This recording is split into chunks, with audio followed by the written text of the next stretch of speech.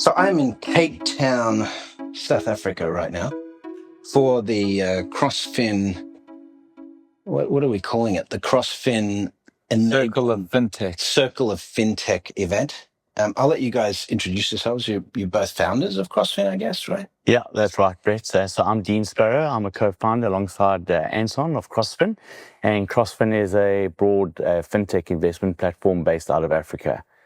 So not a lot of people really appreciate the depth of change that fintech and mobile money and et cetera has thrust upon Africa. We're going through some of the numbers today that 70% of mobile money activity, mobile money accounts are in Africa on the continent, and 1.1 billion sub-Saharan Africans have come into the financial services system through fintech and through mobile money in just the last decade or so. An amazing turnaround, because these were considered unbankable, these people in the past.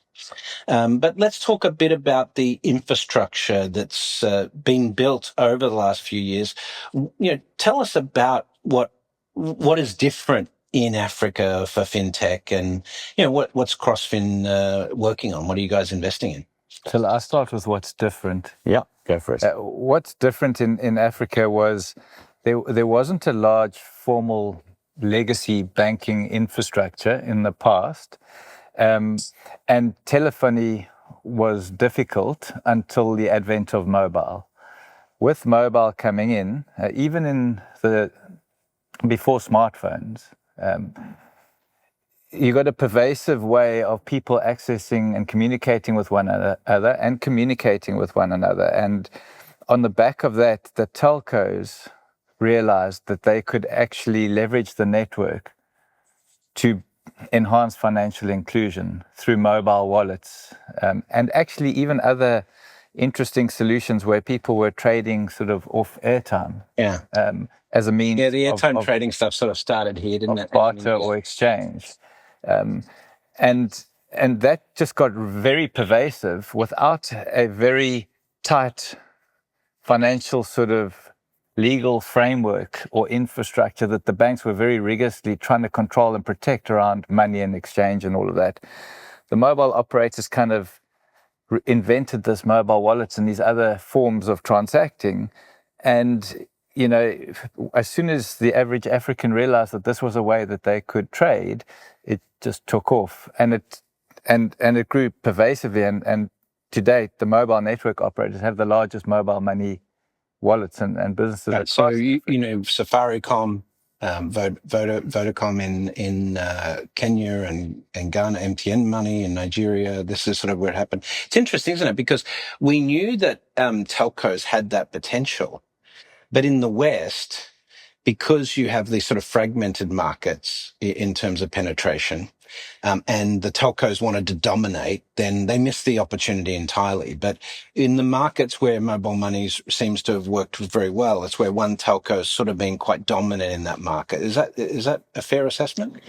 I mean, I think it's definitely fair that the telco positioning and the accessibility to the consumer, which wasn't available more than 15 years ago, has been a big driver behind that. And it is true. It's created that accessibility for the consumer previously that did not have access to your kind of basic financial service requirements, that they now have that in the form of typically a mobile wallet, mobile currency and capability. And so that's definitely spun this whole economic reality that's different to, let's call it, the traditional world. However, in that sits another interesting dynamic, and that is that you still have this, and it's a big drive behind one of the things that Crossfin looks at opportunities to invest behind, is that how do you create the scenario whereby mobile money and all the wallets that are out there in terms of currency and capacity to transact can actually engage seamlessly with also the traditional landscape market. So that ability to build the bridge between mobile money, mobile wallets and currencies and traditional banking, card rails and the like, is something that in the African community, I think is... So how does that happen here, like in Africa? Like, what are the best examples of that where mobile money's come in and then there's been a collaboration with the traditional financial services layer? So I think one of the examples that we've seen definitely happen is that at the point of acceptance, typically, where traditionally that point of acceptance, if we went right back in time, would have been pretty much cash orientated. That cash evolved to more digital card related transacting. That's now evolved into the ability to effect a mobile payment with a mobile currency and wallet. And it comes down to the ability at the point of acceptance to embrace multiple types of payment, which include mobile wallets and mobile money. And it's extended. So it started in the more sort of informal sector, adopting wallets. And really on the back of the fact that there wasn't a lot of legislation from a bank regulatory perspective. But as smartphones have become prevalent and they really grew across Africa, so it's moved up to the upper incomes where the actual card-carrying banked consumers have been able to add their card to wallets, etc., and starting to tap to pay and leveraging basically your mobile phone as the point of acceptance. Because of all the work that was done to integrate the phone transaction to the traditional point of sale, or even go into a retailer and be able to deposit cash directly into your wallet or into your card through a retail channel, because, you know, in Africa, there are not that many branches of banks. Sure. So they've had to reinvent themselves and either have branchless banking and leverage the retail footprint or the ATM footprint to get money in, or agents, where they put agents out in the field to go and collect cash and get it into people's wallets. Once they've digitized it, things just started taking off. So this has not only created financial inclusion, but it's created more financial stability, would be my guess, right? I mean, I know I've heard of people in Kenya, you know, they used to put their SIM cards in their socks and stuff like this because, you know, cash theft was a problem. But you know, generally speaking, we're talking about some pretty positive financial effects. There's more savings and so forth. But let's dive into Crossfin a little bit. What do you guys do?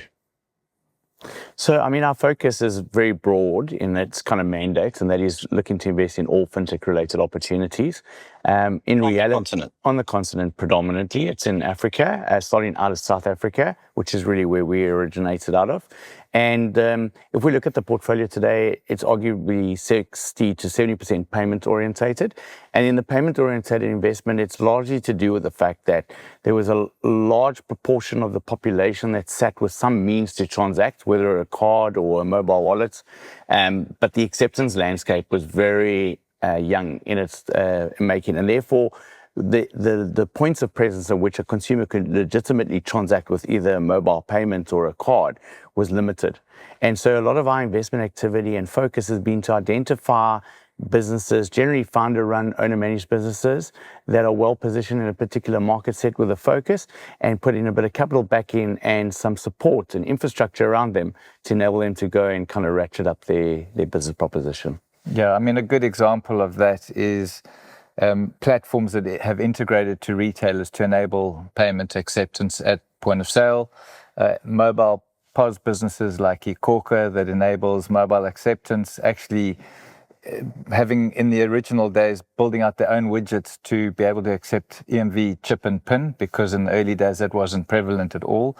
But these entrepreneurs, they found ways of building these, and then that's evolved over time to you know, SoftPOS, where you don't even need the widget anymore. But this thing has had to come over a period of time as I've worked with the. So you're talking like the pluggable card reader and like Square had in the early days. Yeah, so it was one up on Square. Square had just launched, but in South Africa you needed to accept a PIN. Right. So you needed something that could, EMV compliant chip and PIN reader. So they actually developed that. Wow. Got it certified and got it to market.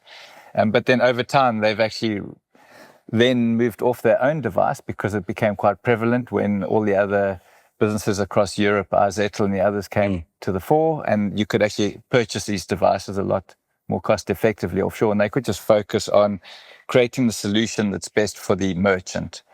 And then sourcing whatever device was relevant at the time. And now they've actually developed their own SoftPOS technology to say that we don't even need this device anymore. And so any software business that's focused on enabling payment services infrastructure or payment solutions to consumers or merchants, and then layering, because now it's financial inclusion, layering products and services above the payment rails that really start making things more relevant. Because with this digitization, of cash in the informal market, we've been able to start getting a record of trading history.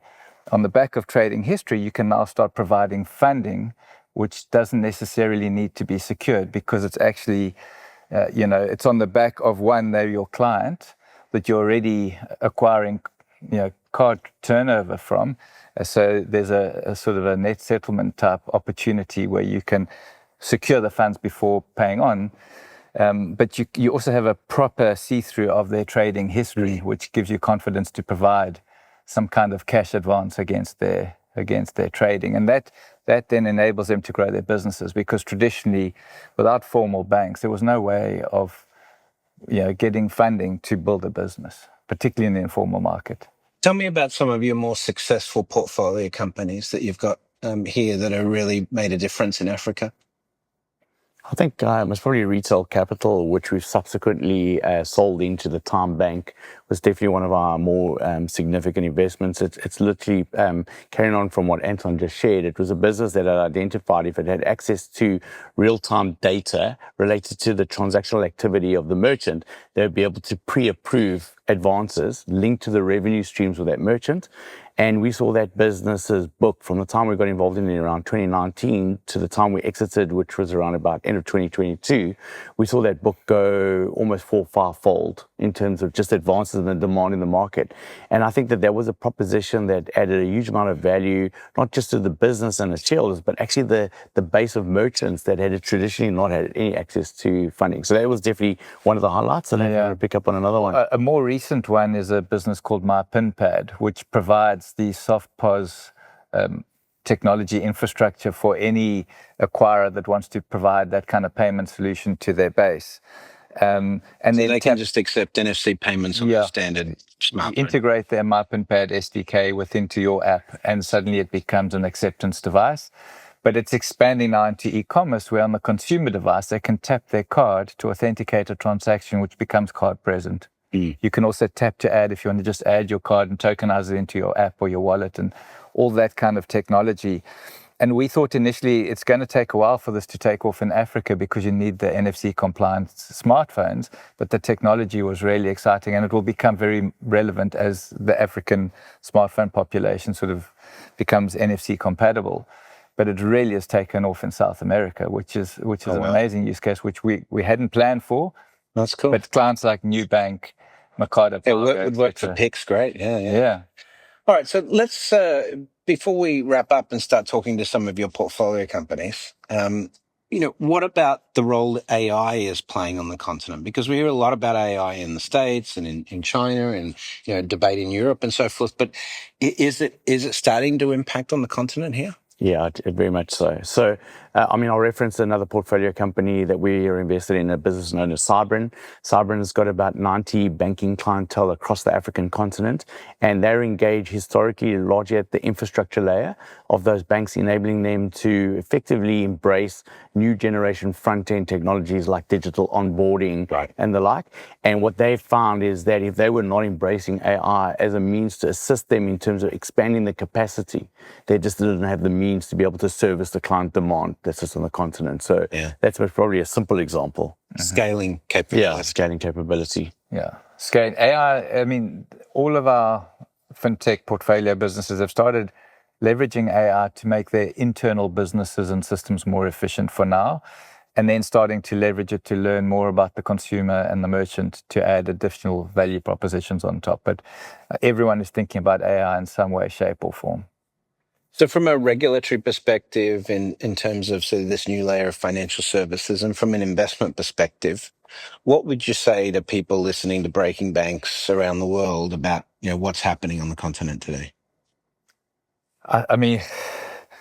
There's a lot of energy and investment going into revolutionizing traditional banking systems and solutions across the continent.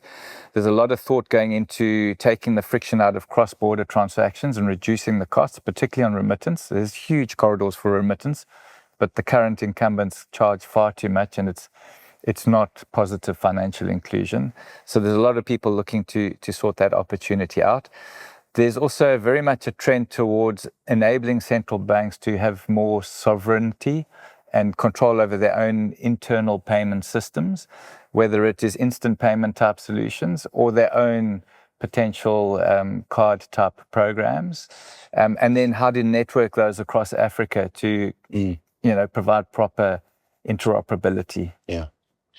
Well, Dean and Anton, thanks for joining us on Breaking Banks today, and we'll stay tuned. And we're going to talk to some of your portfolio companies to find out about what is happening on the ground in Africa and the sort of fintechs that are emerging here. But thanks for your time Thanks today. very much, Rick. Thanks for your time. Appreciate it.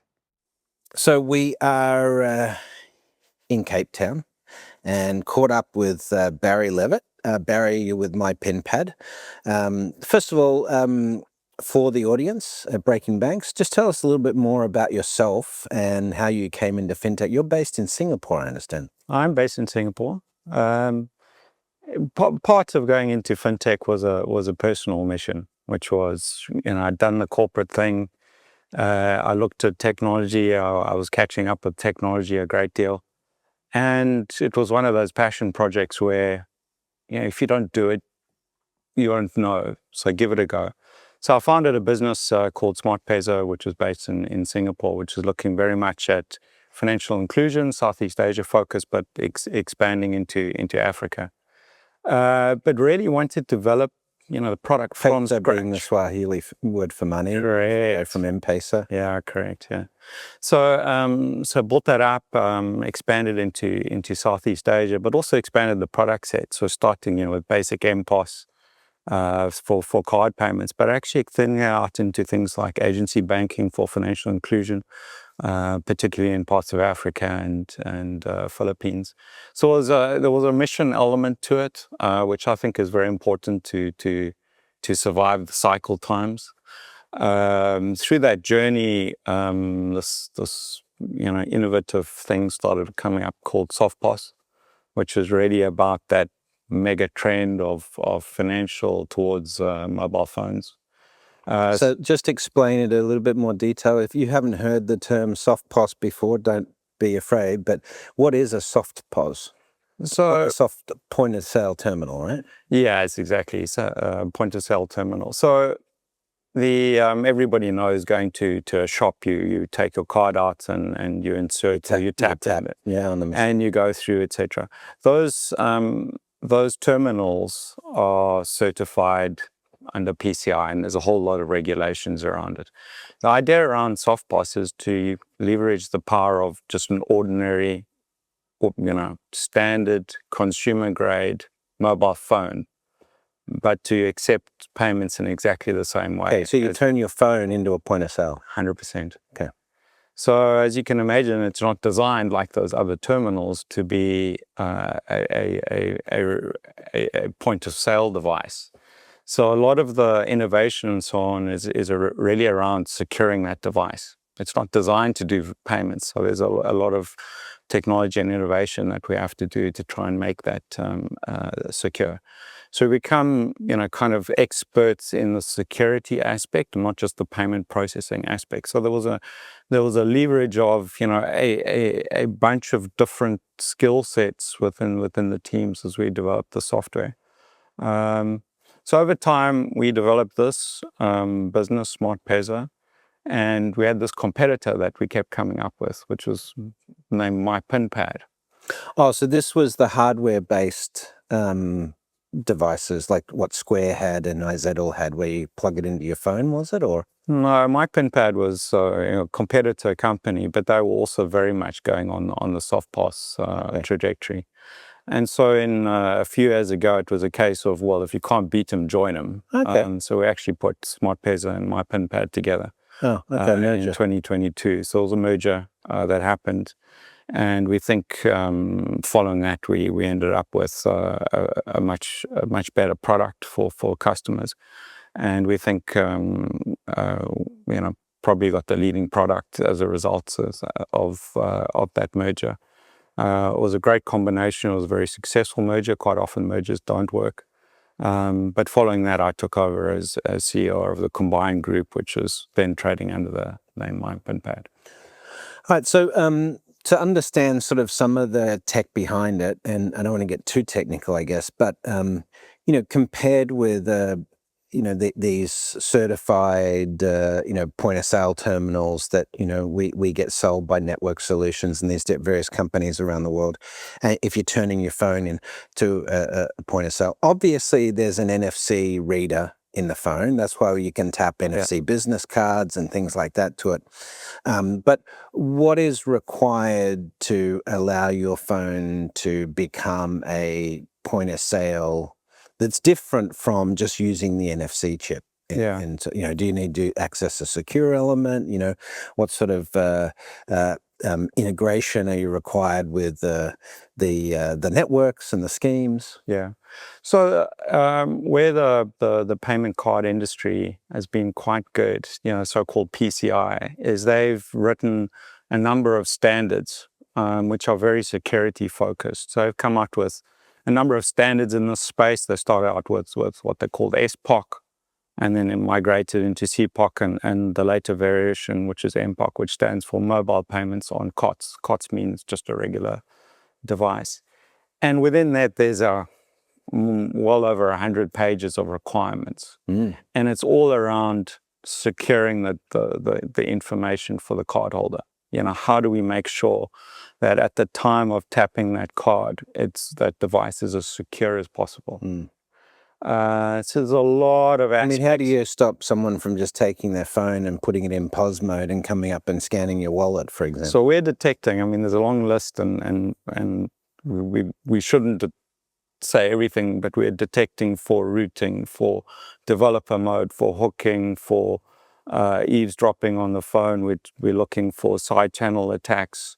We're looking for a number of different things before a transaction happens and during the transaction, as well as during remembering that the user still has to authorize it on their phone, even if it's with your phone as a POS, right? Or PIN. So they can use PIN. So primarily they would end up doing PIN entry on the device, and that's when things have to be really, really secure, right? Because the PIN is okay. So if I tap my phone to your phone, I'm still going to have to enter a PIN on your phone if it's acting as the POS. So you get these different modes. So if you do the tap phone to phone, quite often you can get you can get the authorization on your phone. So that's one mode of working. But for a lot of people, particularly with debit cards, they're not using the Apple device. They're just using like plastic debit cards. They're not having the confirmation back to their phone. They'll go back into a PIN entry. Right. So exactly the same experience that they would get in a shop. But, they would tap into a machine and it would come up, please enter your PIN and go. So it's the same experience, but it's been done on a mobile phone instead. Okay, so where's this deployed right now? Where have you got this tech deployed? So where can people accept phone-to-phone payments? So we are deployed literally all over the world at this stage. So we've got New Zealand, Australia, various places in Southeast Asia, India, several countries in Europe and so on. But where things are really taking off is in Latin America, particularly Brazil. Oh, okay. And is this integrated into Pix? Is that for the Pix rails, or is it just on the typical card rails? So this is all card rails. Okay. So this is card rails, which is Visa, MasterCard. But if you take, for example, in Brazil, what's really quite big there is you get these private networks there. It's called ELO. Yep.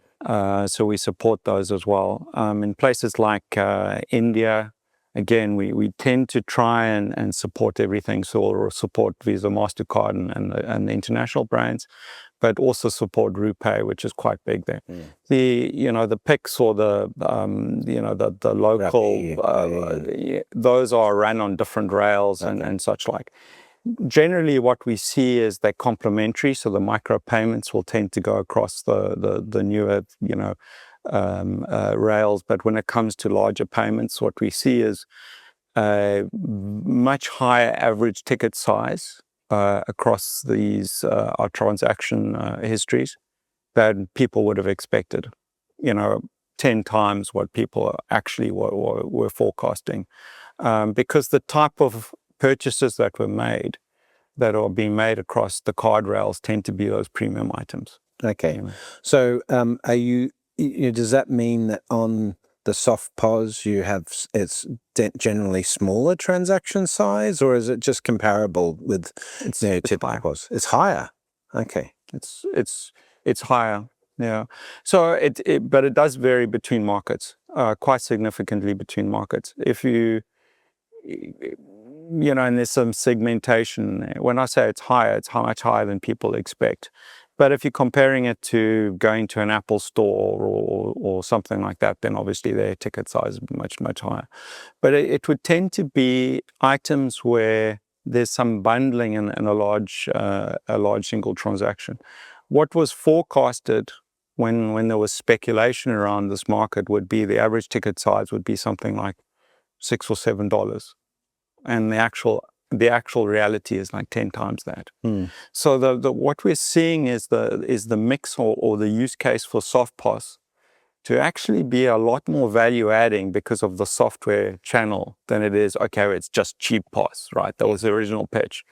It's just cheap POS. Whereas what we're finding, and particularly some of the use cases such as delivery, is you're getting very high ticket size because that integration with the rest of the systems is so important. Right? If you're a delivery company, it's very hard if you've got a payment terminal through one system and you've got your software in a different system, and then you've got an integration problem, a reconciliation problem. So this is why you're driving a lot of these high ticket values through SoftPOS, is because you get natural integrations. So it's a bit of a surprise, less so to us. We somewhat expected that, but we were quite early in the delivery market, so we saw some of this trend quite early. So do you think of QR codes as your primary competition, or particularly in Southeast Asia, or do you co-opt that sort of infrastructure as well? The macro trend is towards open rails. There was an explosion, particularly in Asia, of QR codes and wallets and so on. That has died down significantly, and it's got brought back into one or two players, typically Grab, Alipay, Sure. So it's one or two. Prompt Pay in China. But it's not massive. And even those, they end up being backed by the card rails anyway, because it's Visa, MasterCard, and so on in the background. It's died down significant. What we do see is a reversion back to open loop. Particularly card rails, there's a lot of benefits to it. But we're also seeing innovations of use case where the card is not just used for payment, it's used for identity, verification, proof, and so on, particularly with things like payment authentication, what we call tap to verify. A large bank transaction happens, we do this in Canada, a large bank transaction, and they say, it triggers a risk. And you say, okay, well, let's use our technology, a tap and a PIN, to really confirm so that we can reduce that transfer risk. And that's for a bank transfer. What we're also seeing is, on the back of those wallets is, there's Grab. It's a Grab wallet, but it's backed by a card. How do you get the card into the wallet? So the technology is now being used. Same technology for SoftPOS for provisioning that card into that wallet. So what we're seeing is kind of lesser competition, as more of an alignment of these different channels towards sort of a interoperability, and with that innovation around taking this sort of ubiquitous technology, the SoftPOS technology, into a lot of different areas. So-called, tap to everything as MasterCard. Tap to everything. Oh, that's interesting. All right, so one last question, well, maybe a couple less questions, but so do you act as the acquirer, as a merchant acquirer, or are you powering merchant acquirers with this? Yeah, so we would call it, a solution provider. So we provide the technology, the certifications, the security, all that part to our customers, which are typically large financial institutions or e-com providers. We've got a number of e-com providers, also customers. What we said to all our customers, we're not going to compete with you. We're a technology provider, and we'll provide to anybody who wants it around the world. So we have chosen not to go and become a PF or acquire ourselves or anything else like that. Purely, we specialize in solving the hard problem, which is that technology problem. Great. So you've got good expansion going, got some good scale. Tell me, just to finish up, what are your plans for the rest of the year? Have you got some big plans in mind? Are you fundraising or something?